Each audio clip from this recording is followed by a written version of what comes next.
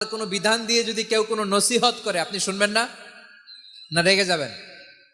আল্লাহর আইন দিয়ে যদি আপনাকে আদেশ করা হয়, উপদেশ দেয়া হয়, আপনি শুনবেন না? নাকি রিয়্যাক্ট করবেন? না, খবরদার, রিয়্যাক্ট করা যাবে না। আল্লাহর বিধানের সামনে বিশ্বাসী বান্দার কোনো অপশন থাকে না, কথা থাকে না। চিল্লায় বলেন ঠিক কিনা? ঠিক যেমন সাইয়েদনা ইব্রাহিম আলাইহিস সালাম আত্মসমর্পণ করেছেন।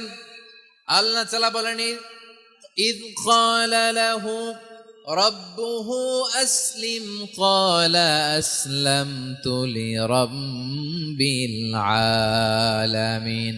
যখন আল্লাহ সাইয়েদনা ইব্রাহিম আলাইহিস সালামকে বললেন, ও ইব্রাহিম, ইসলাম ধর্ম গ্রহণ করো, আত্মসমর্পণ করো, সারেন্ডার করো, আল্লাহর খালিল ইব্রাহিম আলাইহিস সালাম কোনো কথা চিন্তা না করে, ডানে বায়ে না তাকিয়ে, কোনো কিছু না ভেবে মুহূর্তেই বলে আসলামতু লিরাব্বিল আলামিন।